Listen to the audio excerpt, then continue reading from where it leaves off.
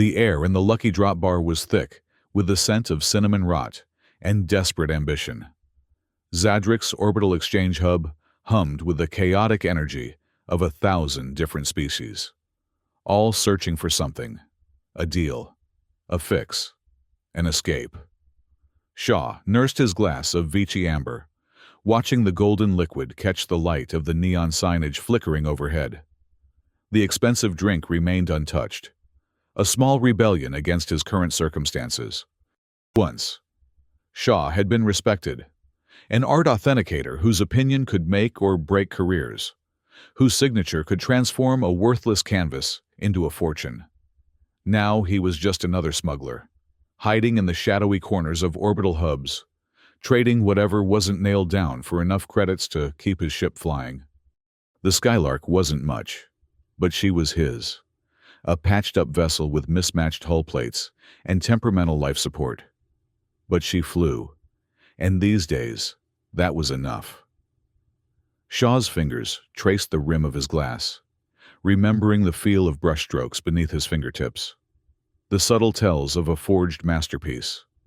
Those skills served him well in his current profession, spotting fakes, recognizing value, knowing when to walk away. The bar's atmospheric filters struggled against the combined exhalations of 24 species. Shaw's eyes watered slightly as a Mevlanian passed by, trailing clouds of spore-laden breath. He blinked away the irritation and caught sight of the commotion at the far end of the bar. A Dervaki male, swaying dangerously on spindly legs, was shouting at two figures huddled behind him. Even from this distance, Shaw could see the collar marks on their necks. Slaves. Then. The sight wasn't uncommon in Zadrix, despite the exchange hub's nominal ban on uncontracted labor. The authorities looked the other way, as long as the proper bribes flowed, and nobody caused a scene. This Dervaki, however, was definitely causing a scene. Worthless! Both worthless! The translator clipped to the alien's thorax, rendered his clicking speech into standard with mechanical precision. Can't even stand properly! Shaw's gaze shifted to the two figures. They appeared humanoid, though their skin had a faint iridescent shimmer that suggested diary ancestry. Both female, both tall and slender, with identical features. Twins. Perhaps. One stood slightly in front of the other, her posture suggesting protection despite her obvious exhaustion. The taller one's knees trembled slightly, but her face remained impassive. The Dervaki lurched toward the bar, mandibles working furiously. Need drink! Strong drink! The bartender, a six-armed Vespin, gestured to the credit scanner. Payment first. The Dervaki patted his clothing with jerky movements. Finding nothing, his compound eyes swiveled wildly until they locked onto Shaw's untouched glass. With surprising speed for one so intoxicated, he staggered across the room and loomed over Shaw's table. Trade! Good trade! The translator squawked. 2 alien girls for 1 drink. Cultural stock. Very valuable. Very trained. Shaw kept his expression neutral, even as disgust twisted in his gut. Not interested. The Dervaki's mandibles clicked rapidly, too fast for the translator to keep up. Behind him, the twins stood perfectly still, their eyes downcast. But the taller one, the one whose knees had betrayed her exhaustion, flickered her gaze up for just a moment, meeting Shaw's eyes. Something in that look cut through Shaw's carefully cultivated apathy. Fear. Yes. But something else. A spark of determination, perhaps, or simple desperation. They cost many credits. Good investment, the Dervaki insisted. Train for diplomacy. Know many cultures. Speak well. Sell for more later. Shaw took a slow, deliberate sip of his drink. Considering. He'd seen this kind of trade before. The cultural syndicate's leftovers. Ambassadors trained from childhood to serve as living works of art, expected to embody perfect cultural understanding. When the syndicate collapsed after the Ranian Wars, thousands of these cultural assets had been abandoned or sold off. They look half dead, Shaw observed coolly. Damaged goods. The Dervaki's translator sputtered as he leaned closer. Just hungry. Easy fix. 2 for 1 drink. Best deal on Zadrix. Shaw studied the twins more carefully. Beneath the layer of grime and exhaustion, he could see the telltale signs of syndicate training. The perfect posture despite their fatigue. The carefully neutral expressions. The way they held themselves as if permanently on display. Their simple shift dresses might be dirty, but they were cut from quality fabric. He shouldn't get involved. He had enough problems without adding 2 syndicate refugees to the mix. The Skylark barely had enough life support for 1 person, let alone 3. Yet that flicker in the taller twin's eyes haunted him.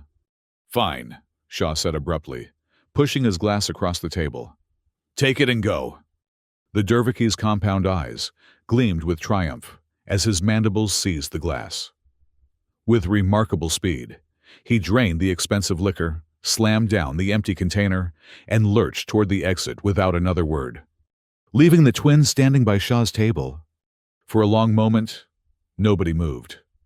The bar's ambient noise continued around them, deals being struck, lies being told, the constant commerce of the exchange hub.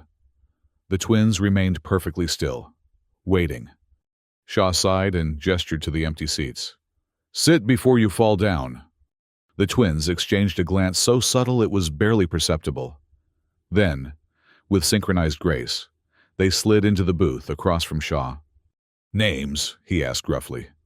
I am Nera, the taller one said, her voice soft but precisely enunciated. This is my sister, Tali. Shaw nodded. Shaw, just Shaw. We are grateful for your intervention, Master Shaw. Nera continued, her tone carefully modulated. Shaw winced at the title. Not Master, just Shaw. He signaled the bartender. 2 water rations and whatever protein they can spare in the kitchen. Tali, the slightly shorter twin, spoke for the first time. That is unnecessary. We are conditioned to function for extended periods without sustenance. Shaw's mouth tightened. That wasn't an offer. It was an order. Something that might have been surprise flickered across their identical faces before the careful neutrality returned. Shaw studied them more closely. Their skin held the faint, blue-silver iridescence of diary heritage. But their eyes were amber, suggesting mixed ancestry. Their hair, a deep purple-black, was pulled back in identical simple braids. They were beautiful in the way that syndicate assets were always beautiful.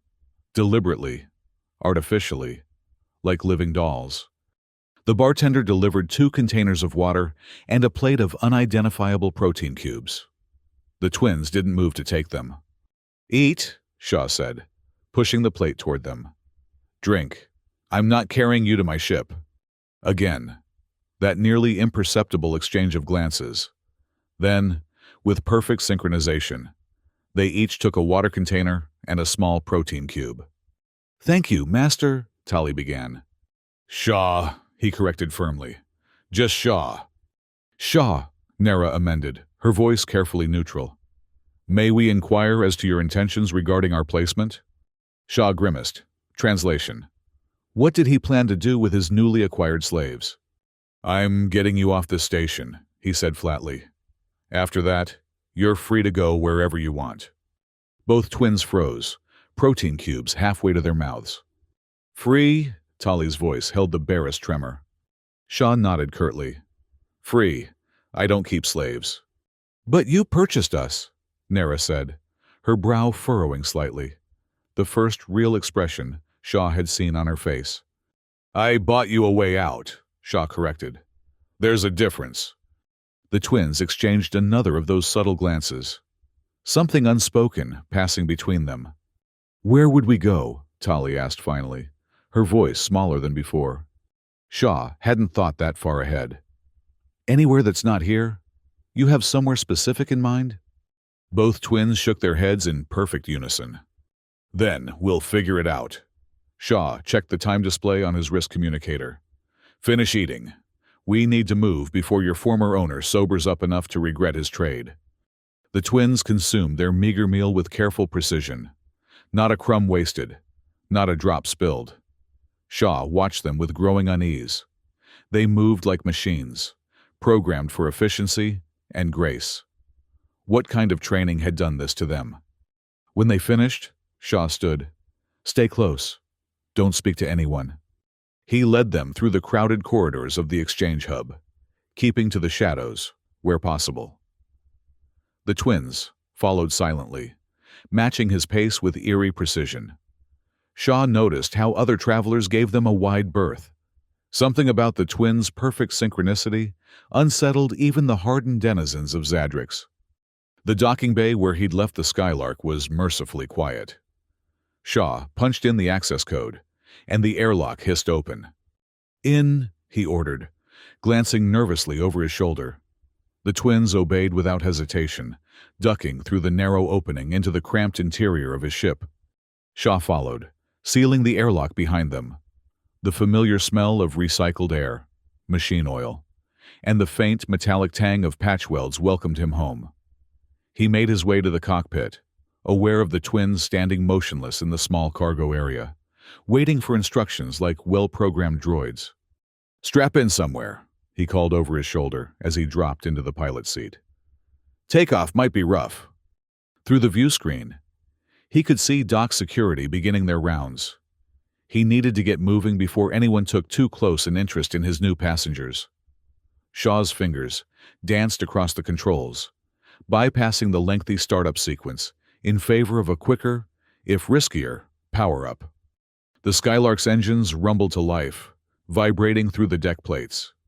From the cargo area came the sound of movement, as the twins presumably found somewhere to secure themselves. Shaw transmitted a short code to the docking authority, a digital credit transfer that would ensure no questions were asked about his hasty departure. The docking clamps released with a shudder that ran through the entire ship.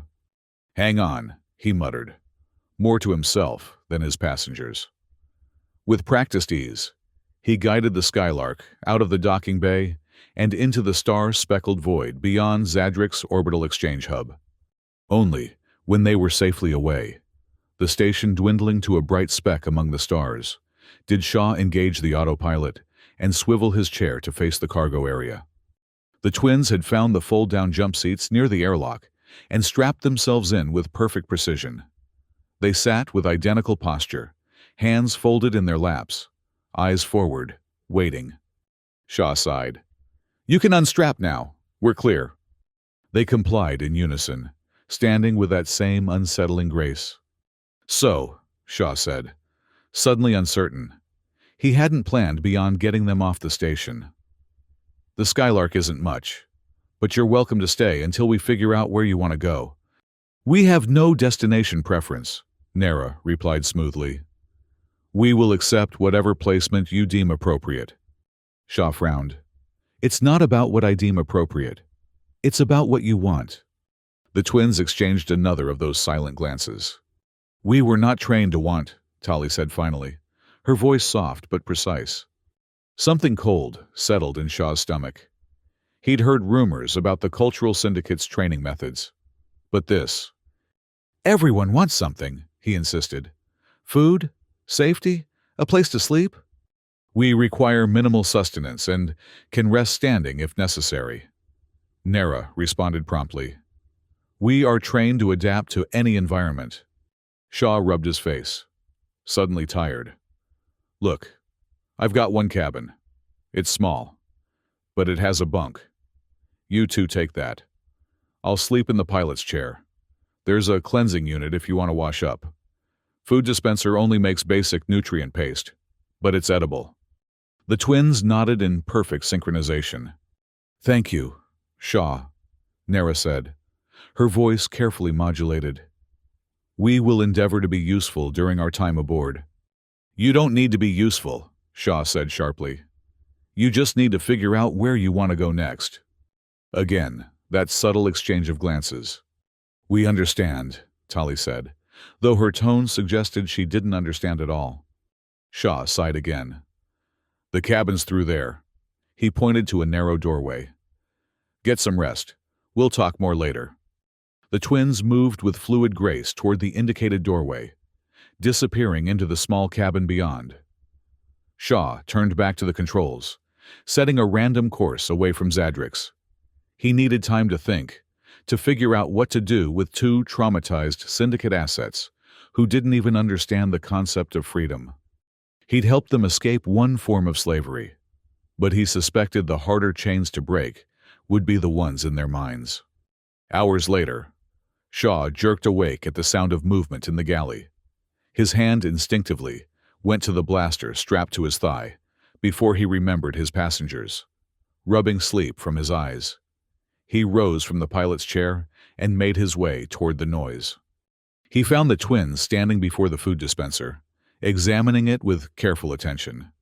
"It's not complicated," Shaw said, making both of them turn with perfect synchronization. "Just press the button for whatever you want." "What is permitted?" Nara asked, her tone carefully neutral. Shaw frowned. "Whatever you're hungry for." The twins exchanged another of those silent glances. "We are accustomed to specified nutritional allowances," Tali explained softly. "We do not wish to exceed our allocation." Something twisted in Shaw's chest.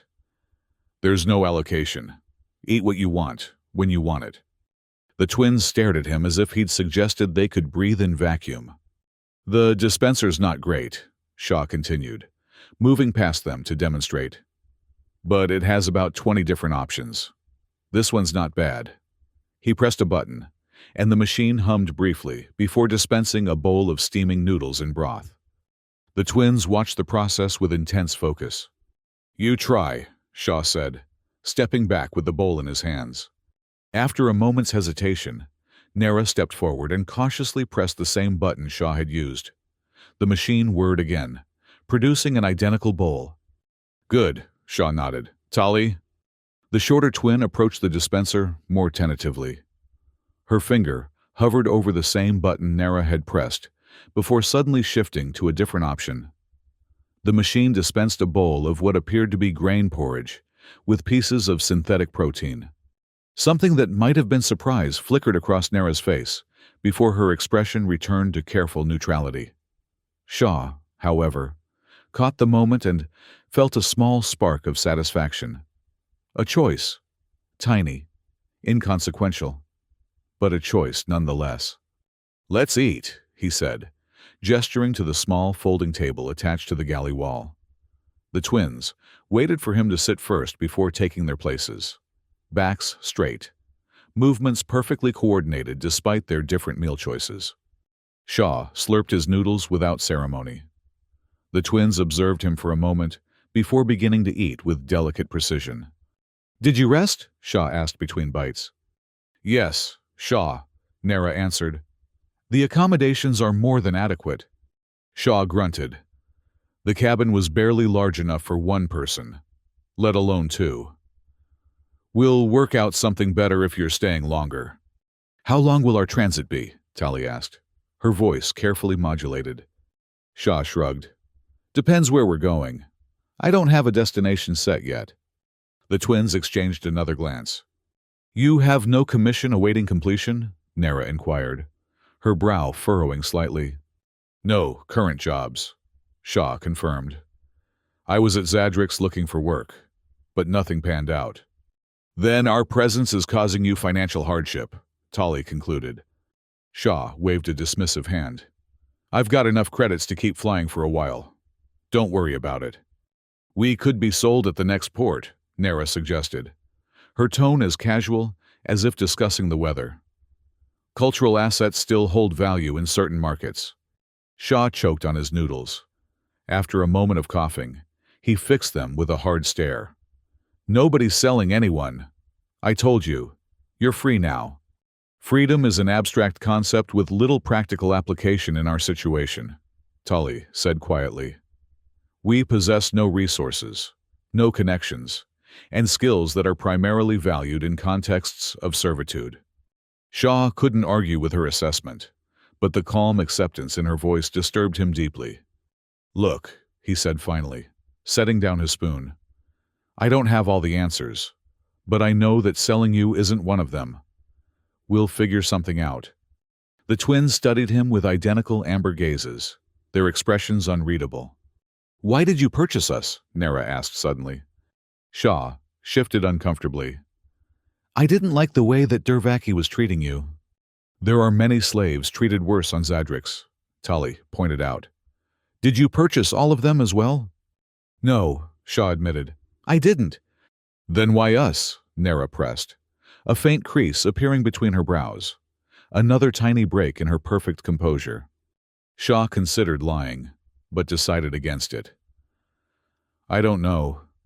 Something in the way you looked at me. Maybe. It doesn't matter now."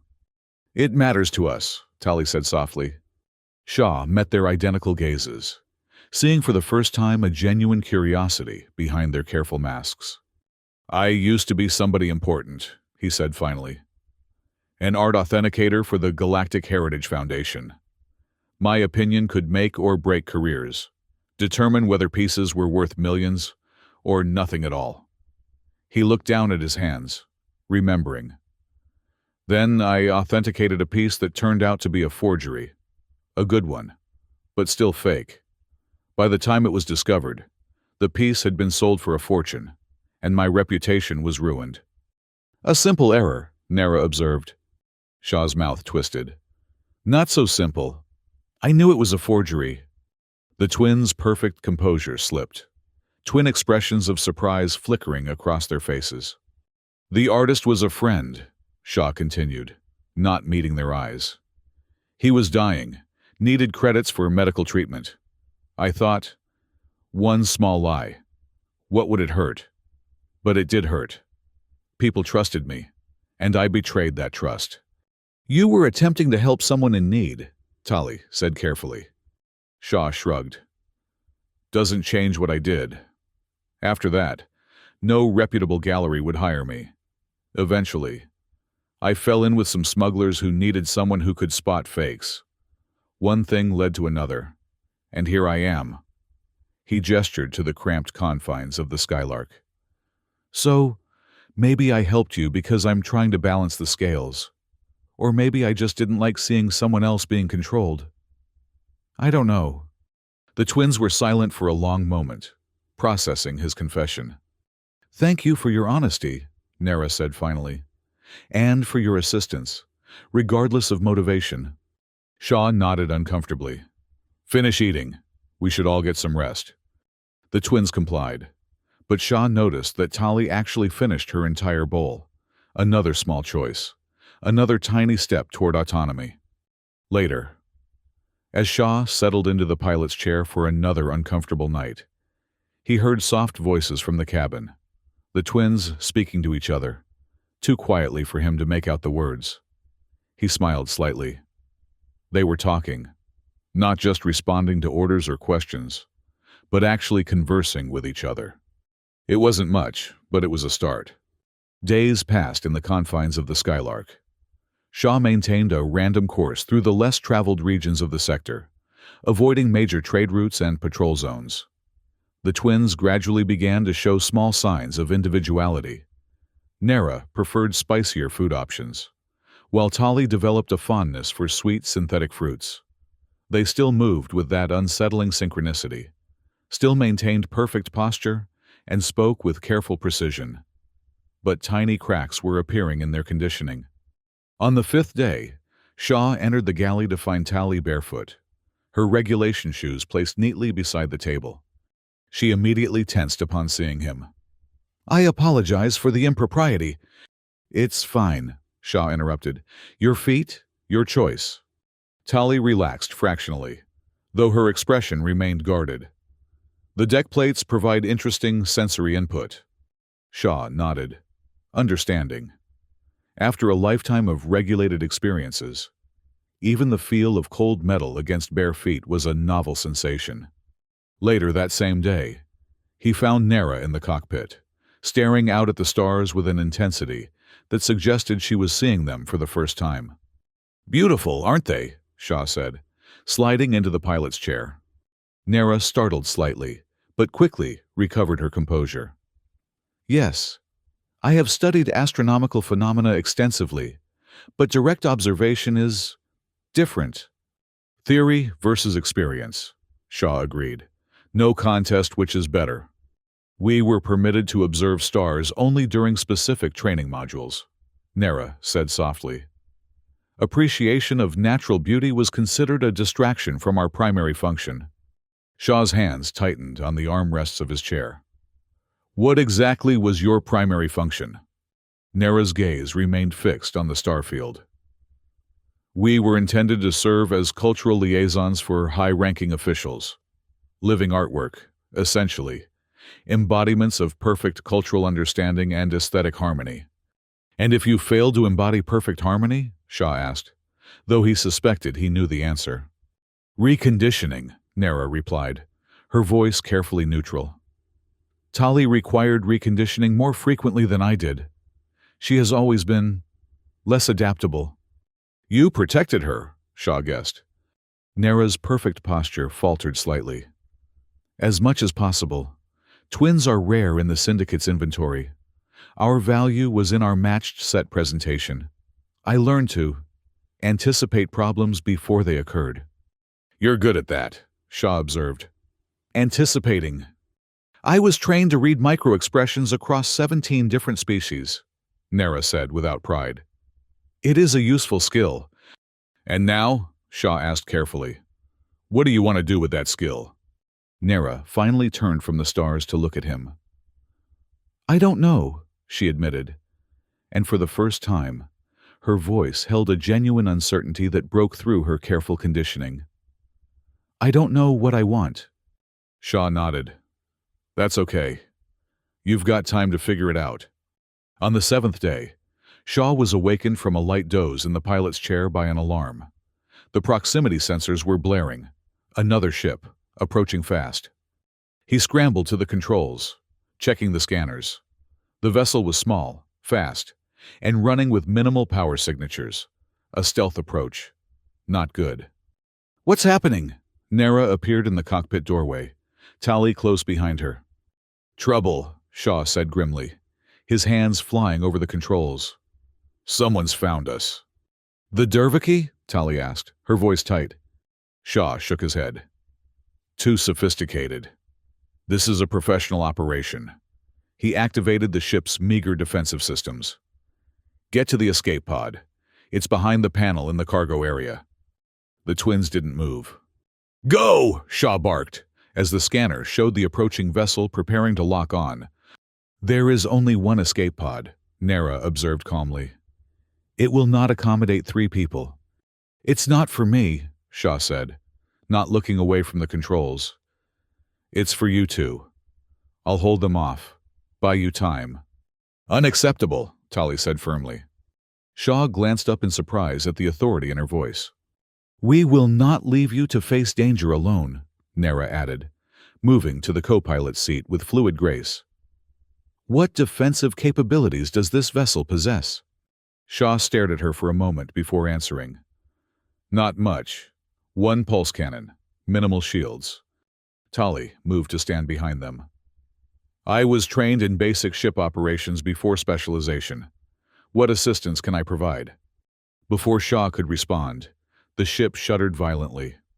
Warning lights flashed across the console. They've locked on, Shaw growled. Tali, get to the engine room. If they try to override our systems, there's a manual cutoff switch on the main power relay. Tali nodded sharply and disappeared toward the rear of the ship. Nera, take the cannon controls. Shaw pointed to the secondary console. It's a simple targeting system. Nera slid into position with perfect grace, her hands hovering over the unfamiliar controls. I have no combat training. Point and shoot, Shaw said grimly. Aim for their engines if you can. The Skylark shuddered again as the other vessel initiated docking procedures, forcing an airlock connection. Shaw swore under his breath, reaching for his blaster. They're boarding, he said unnecessarily. Stay here. Keep the cannon ready in case they try to disengage with us aboard. Nera's hand shot out, gripping his arm with surprising strength. You should not face them alone. I've been in worse situations, Shaw lied, gently removing her hand. Keep the cockpit secure. He moved quickly through the ship, hearing the ominous sounds of the airlock being overridden. From the engine room came Tali's voice, calmly reporting that the power relay was secured. At least they couldn't shut down his systems remotely. Shaw positioned himself behind a cargo container, blaster ready. As the airlock door began to cycle open, the moment it cracked, he fired 2 quick shots through the opening. A scream from the other side told him he'd hit something. Good. I don't know who you are, Shaw called out. But you're boarding a private vessel without permission. That's piracy under Galactic Concord law. A metallic sphere rolled through the partially open airlock. Shaw barely had time to recognize a flash grenade before it detonated, filling the cargo area with blinding light and a deafening concussion. Temporarily blinded, Shaw fired blindly toward the airlock, hearing the whine of return fire passing close to his head. Something hot grazed his shoulder, a near miss. As his vision began to clear, he made out several figures in dark combat suits pouring through the airlock.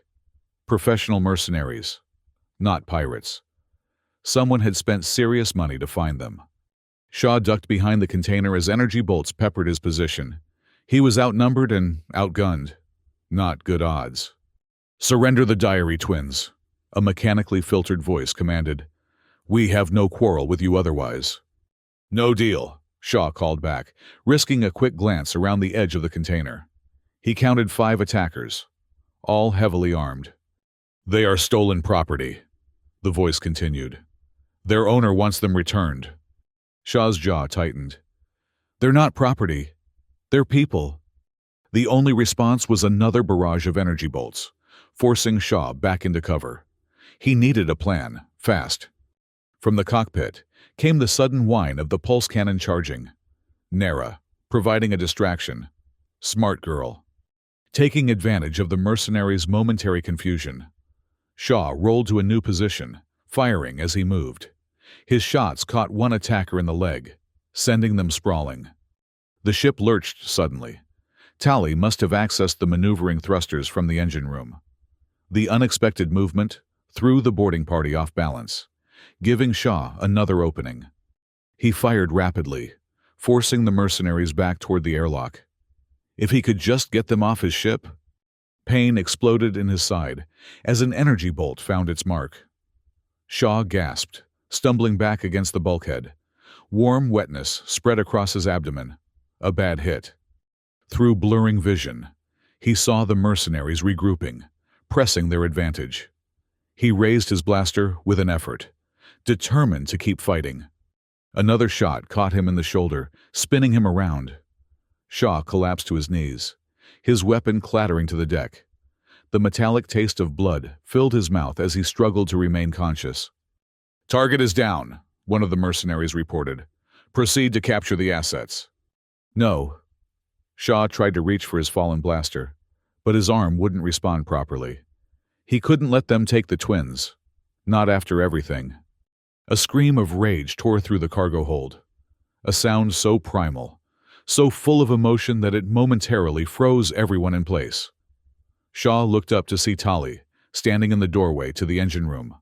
Her perfect composure shattered, her face transformed by fury. Behind her stood Nara, equally transformed, holding what looked like a makeshift weapon fashioned from engine parts. The mercenaries recovered quickly, swinging their weapons toward this new threat. But the twins moved with that uncanny synchronization, splitting apart in perfect coordination. Nara hurled her improvised weapon, striking one mercenary in the head with shocking accuracy. Tali, meanwhile, had seized a metal pipe from the wall and was wielding it with the precision of a trained fighter. Her movements were no longer just graceful. They were lethal. Shaw watched in amazement as the twins fought with perfect coordination, anticipating each other's moves without a word. They had transformed their syndicate training, their programmed perfection, into a deadly ballet. One mercenary went down under Tali's relentless assault. Another fell, as Nara somehow got hold of a blaster and demonstrated unexpectedly accurate aim. But the remaining attackers were professionals. One of them lunged forward, catching Tali with a stunning blow that sent her sprawling. Nera screamed, a sound of pure emotion, and threw herself at her sister's attacker with reckless abandon. Shaw struggled to his feet, using the bulkhead for support. The room spun around him, darkness creeping in at the edges of his vision. He saw a mercenary taking aim at Nera's back. With the last of his strength, Shaw launched himself forward, colliding with the mercenary just as they fired. The shot went wild, and both Shaw and the attacker crashed to the deck. Pain exploded through Shaw's body as his injuries made contact with the hard metal floor. Darkness swallowed his vision as consciousness slipped away. The last thing he heard was Nera calling his name. Shaw drifted in and out of consciousness, aware only of pain and fragments of sensation. Gentle hands moving him, the hum of the ship's engines, soft voices arguing nearby. Losing too much blood. The autodoc can't handle. I'd have to try. When he finally clawed his way back to full awareness, he was lying on his bunk in the cabin, a tangle of medical equipment surrounding him. His side and shoulder burned with a dull, persistent ache, but the sharp agony was gone. He's awake. Tali's voice came from somewhere nearby. Nera's face appeared in his field of vision, her perfect composure replaced by obvious concern. Shaw, can you hear me? Yeah, he managed, his voice a dry rasp. What happened? You saved us, Nera said simply. Again. Memory returned in fragments. The boarding party, the firefight, the twins transforming from perfect cultural assets to fierce warriors. The mercenaries? He asked. Gone. Tali appeared beside her sister. We convinced them to leave. Something in her tone made Shaw suspect that convinced was a significant understatement. Their ship? He asked. Disabled and adrift, Nera replied with grim satisfaction. We damaged their engines before disengaging. Shaw tried to sit up and immediately regretted it, as pain lanced through his side. Don't move, Tali said sharply. The autodoc barely stabilized you. The wound was significant. You nearly died, Nera added, her carefully modulated voice cracking slightly. We couldn't. To Shaw's astonishment, tears welled in her amber eyes. Actual, emotional tears from a woman trained never to display genuine feeling. Hey, he said softly, reaching up with his good arm to brush a tear from her cheek. I'm okay. We're all okay. Tali's hand found his, squeezing gently. You were willing to die for us. Why? Shaw considered deflecting the question, but decided against it. Because you deserve to be free, to find out who you are without the syndicate's programming, to make your own choices. Like you chose to help us, Nera said, her voice steadier now, though tears still shimmered in her eyes. Yeah, Shaw agreed. Like that. The twins exchanged one of their silent glances, but this time, Shaw could read the emotions behind it. Gratitude, confusion, determination. We've set course for the Ordanian sector, Tali informed him. It's remote, minimal Imperial presence, and has several habitable moons where we might disappear for a while. Shaw nodded slightly. Good thinking. We also took the liberty of accessing your credit accounts, Nera added, looking slightly apprehensive. To purchase medical supplies through an automated depot we passed. I hope that was acceptable. More than acceptable, Shaw assured her. Thank you, both of you. The twins shared another glance before Nera spoke again. We have been discussing our situation. We believe the mercenaries were hired by the Cultural Syndicate's Recovery Division. They track and reclaim lost assets when possible. Which means they'll keep looking for you, Shaw concluded grimly. Tali nodded. Yes, which presents a problem for our continued association. Shaw's heart sank. You want to leave? He couldn't blame them. He'd brought danger down on all their heads. No, Nera said firmly. We want to stay. With you. On the Skylark. Shaw blinked in surprise. You do? If that is acceptable to you, Tali added quickly. But Why? Shaw asked, genuinely confused. I've got nothing to offer you. No security, no resources. Just a patched-up ship and a bad reputation. You offered us freedom, Nara said simply. No one has ever given us that before. And you nearly died protecting that gift, Tali added softly. Shaw didn't know what to say. He'd expected them to run at the first opportunity, to seek safer harbor away from the damaged ex-authenticator who'd impulsively purchased them for the price of a drink.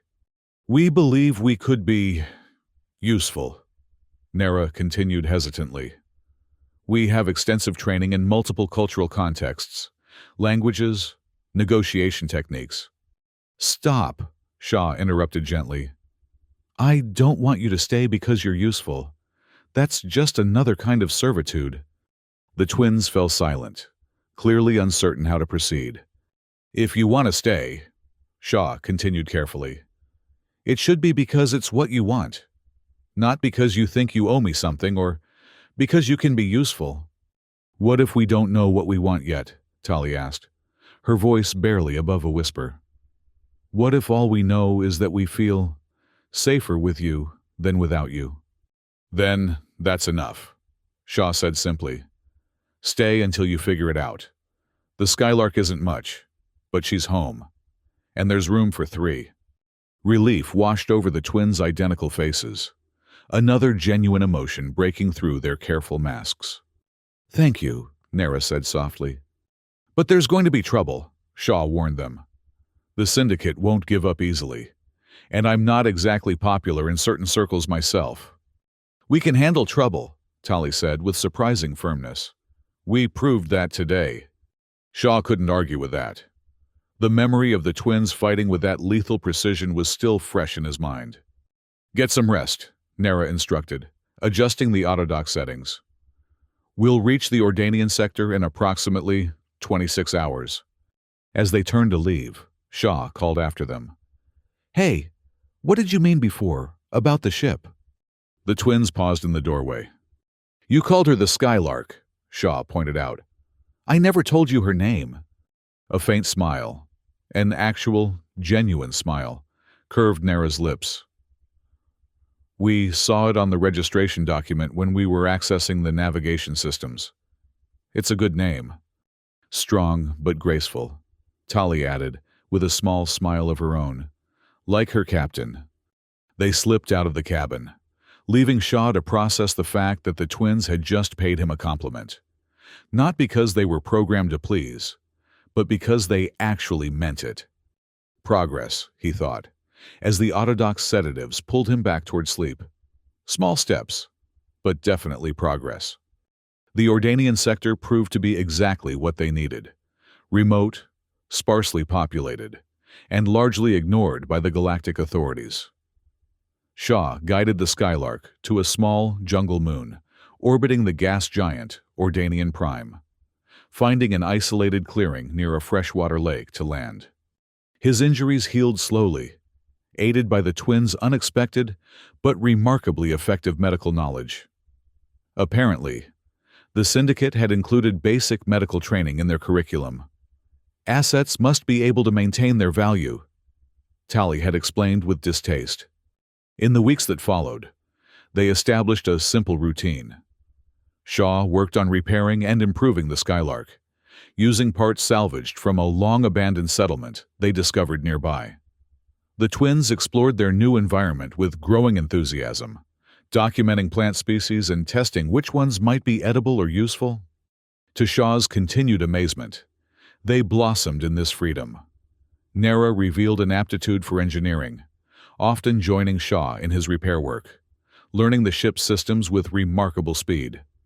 Tali, meanwhile, discovered a passion for growing things, establishing a small garden of native plants, supplemented with seedlings from the Skylark's emergency provisions. They still moved with that uncanny grace, still spoke with precise diction, but their syndicate conditioning was cracking more each day. Nara had taken to wearing her hair loose, instead of in the regulation braid. Tali often went barefoot, claiming it helped her connect with the soil as she worked. One evening, as they sat around a small fire outside the ship, sharing a meal of local fruits and synthesized protein. Tali asked the question Shaw had been expecting for some time. What will we do when the repairs are complete? Shaw considered his answer carefully. That depends on what you both want. The twins exchanged one of their silent glances. But now, Shaw could read the emotions behind it. Uncertainty, hope, a touch of fear. We could continue as we have been, Nara suggested cautiously. Taking odd jobs, staying mobile. Smuggling, you mean? Tali said with unexpected directness. Shaw nodded. That's one option. Not the most stable life, but it has its freedoms. Or, Nara prompted, sensing his hesitation. Shaw gestured to the clearing around them, the small garden Tali had established, the shelter they'd built against the ship's hull, using salvaged materials. Or we could stay here, he said simply. Make this home. At least for a while. The twins were silent for a long moment, processing this suggestion. The syndicate would eventually find us if we remained in one location, Tali pointed out. Maybe, Shaw agreed. But this moon isn't on any standard charts. The settlement we found was abandoned decades ago. Probably a failed terraforming project. We're pretty far off the grid here. We could establish more permanent shelter, Nara mused, looking around the clearing with new eyes. The lake provides fresh water, and Tali's garden is thriving. We could expand the garden, Tali added, a hint of excitement in her voice. Perhaps build a greenhouse for species that need controlled environments. Shaw smiled, watching them begin to envision a future, their future, chosen freely. What about you, Shaw? Nara asked suddenly. What do you want? The question caught him off guard. For so long, he'd been focused on survival, on the next job, the next port. The idea of wanting something more permanent seemed almost foreign. He began, then paused, searching for the right words. I want somewhere I don't have to keep looking over my shoulder. Somewhere I can sleep through the night without waking at every sound. Somewhere I can just be. With us, Tali asked softly, vulnerability plain in her amber eyes. Shaw met her gaze steadily. Yes, with you, both of you. Something shifted in the air between them, an acknowledgement of the bond that had formed. Unexpected, but undeniable. Then we stay, Nara declared, with a certainty that surprised even her sister. We build something here, together. Tali nodded, reaching out to take her sister's hand. After a moment's hesitation, she extended her other hand to Shaw. He took it, feeling the calluses that had formed from her work in the garden, physical proof of her new life, her chosen life. Nara completed the circle, her fingers warm against Shaw's palm. Together, Shaw agreed, and in that moment, he felt something he hadn't experienced in years. Hope, not just for survival, but for something more, something better. The seasons changed on their jungle moon. They built a proper shelter adjoining the Skylark, using materials salvaged from the abandoned settlement and techniques Shaw had learned during his years of wandering. Tali's garden expanded into a thriving farm, producing enough food to supplement their synthesized rations. Nara established a workshop where she tinkered with salvaged technology, gradually improving their quality of life. Shaw kept the Skylark in working order, occasionally taking short trips to nearby moons to trade for supplies they couldn't produce themselves. But he always returned quickly, no longer comfortable with extended periods away from their home, away from Nara and Tali. The twins continued to change, their personalities diverging further as they explored their individual interests and preferences. Nara cut her hair short, claiming it was more practical for her work. Tali adorned hers with beads and feathers from native birds. They no longer moved in perfect synchronization, no longer spoke with identical cadences. They were becoming themselves, Shaw realized, not syndicate assets, not matched set curiosities, but individual women with their own desires and dreams. And somewhere along the way, Those dreams had come to include him. It happened gradually. This shift from companions to something more intimate. A lingering touch as Nera helped him repair the ship's environmental systems. A shared smile with Tali over dinner. The way they both sought his opinion, his approval. Not from conditioned subservience, but from genuine respect. The first time Nera kissed him was after a particularly close call during a supply run, when a patrol ship had nearly intercepted the Skylark. She had been waiting at the airlock when he returned, and without a word, had pulled him close and pressed her lips to his with a desperation that spoke volumes. Tali's approach had been more cautious, more tentative. She had taken his hand one evening as they walked the perimeter of their settlement, checking the basic security measures they'd installed. "Is this acceptable?" she had asked softly, her fingers intertwining with his. "More than acceptable," he had assured her, squeezing gently. They never discussed the arrangement that evolved. There was no need. The twins still shared that unspoken connection, but now it included Shaw as well. A bond formed not from syndicate conditioning or market transactions, but from choice, from love freely given and received. They had been on the jungle moon for nearly a standard year when the proximity alarm sounded. Shaw was in the workshop with Nera, helping her install a more efficient power converter for their shelter. Tali was in the greenhouse, tending to a new batch of seedlings. The three of them converged on the Skylark's cockpit, where the scanner showed an approaching vessel, large, heavily armed, and on a direct course for their location. "Syndicate recovery ship," Nera identified grimly, her expert eye recognizing the configuration. "They've found us." Shaw's hands moved automatically to the ship's controls, preparing for emergency takeoff. "We need to go, now." But Tali placed a restraining hand on his arm. "No," she said firmly. "This is our home, we're not running." Shaw looked at her in surprise. The formerly timid twin now stood tall, her expression resolute. "We've prepared for this," Nera reminded him, gesturing to the defenses they had gradually installed around their settlement. Early warning systems, concealed weapon emplacements, escape tunnels leading to a hidden secondary shelter deeper in the jungle. Shaw hesitated, torn between the instinct to flee and the desire to stand their ground. "They outgun us," he pointed out. "By a lot." "They expect to find 2 conditioned assets and a damaged smuggler," Tali countered. "Not a family defending their home." "Family." The word resonated through Shaw's chest. That's what they had become, the three of them, a family, chosen, not assigned, built through shared hardship and joy. "All right," he decided, turning from the controls to the defense systems. "We stand our ground." The twins moved with practiced efficiency, activating the perimeter alerts and concealed defenses. Months of planning for this possibility now paid off as they implemented their carefully constructed strategy. "Remember," Nera cautioned as they took their positions, "we don't need to defeat them completely. Just convince them the cost of taking us is too high." Shaw nodded, checking the charge on his blaster. "Make them think twice about coming back." Tali pressed something into his hand, a small carved token made from local wood, a stylized representation of their shelter and the Skylark beside it. "For luck," she said softly, before taking her position at the greenhouse's hidden bunker.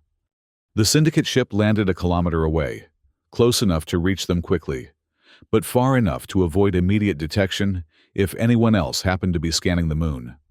Professional, cautious. Exactly what Shaw would expect from a recovery team.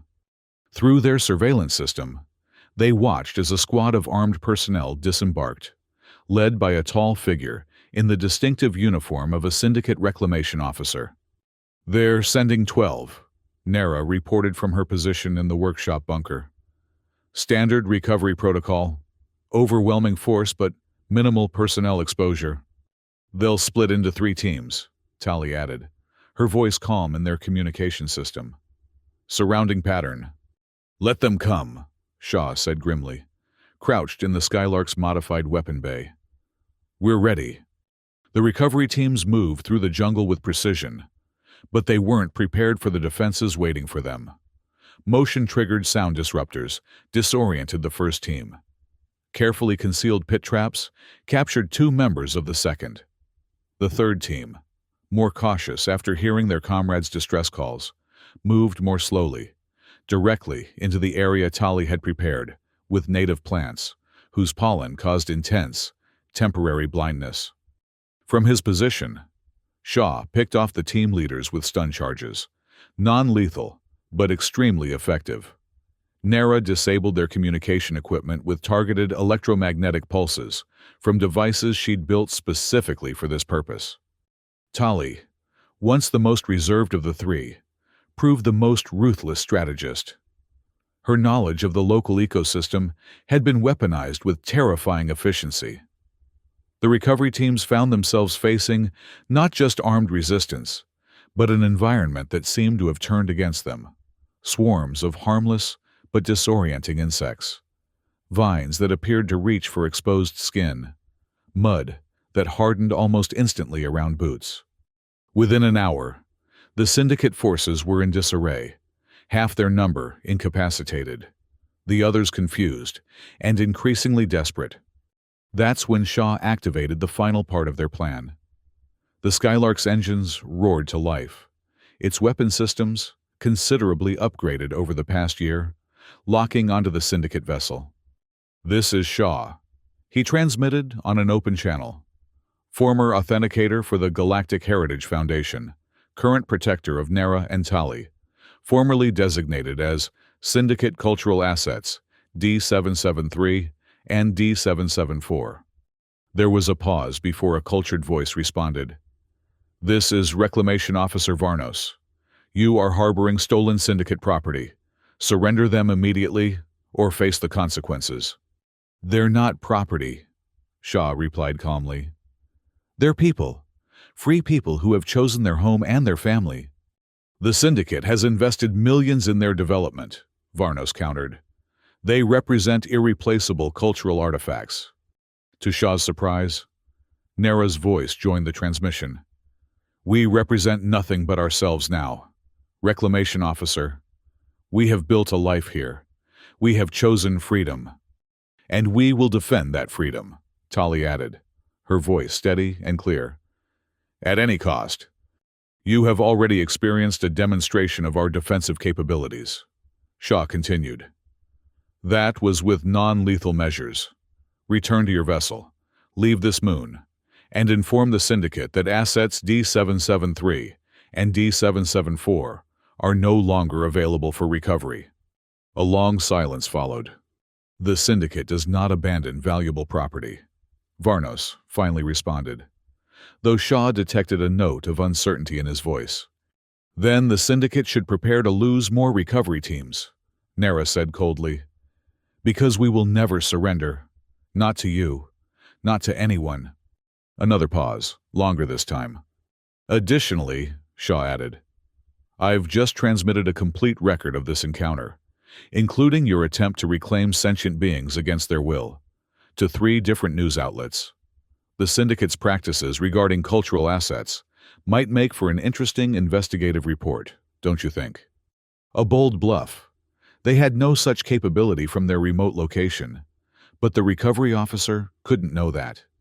"This isn't over," Varnos said finally.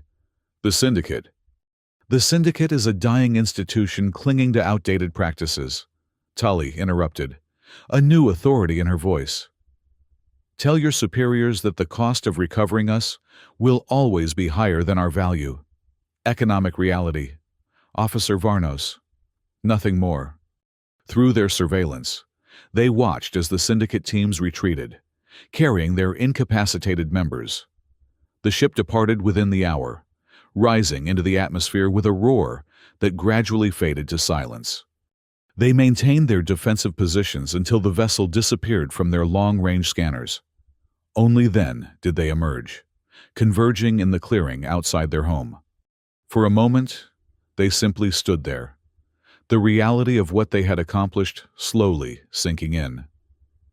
Then Nara laughed, a sound of pure joy and triumph that Shaw had never heard from her before. Tally joined in, her arms wrapping around her sister. Shaw found himself enveloped in their embrace, their laughter infectious. "We did it," he said in wonder. "We actually did it." "They'll think twice before coming back," Nera said, her eyes bright with triumph. "And if they do, we'll be ready," Tally added with newfound confidence. Shaw looked at the two women who had become his family, his home. Once, they had been alien girls, purchased for the price of a drink, living artwork trained to please and serve. Now they stood tall, fierce and free, having chosen their path and fought to defend it. "I love you," he said simply. The words he had never spoken aloud before, though they had lived in his heart for months. "Both of you." Nera touched his face gently, her amber eyes soft. "We know," she said. "We've always known." "But it's nice to hear it," Tally added, her smile radiant as she took his hand. Together, they walked back to their home, not the patched-up Skylark, but the structure they had built beside it. A home created not from necessity or chance, but from choice, from love. The light was fading, the jungle coming alive with nocturnal sounds. Above them, stars began to appear in the darkening sky, the same stars that had once represented distant, unreachable freedom to two captive sisters. Now those stars were just stars, beautiful, but no longer necessary for escape, because they had already found what they were looking for. Right here on this forgotten moon, with a man who had once traded a drink for their freedom, and in doing so, had found his own.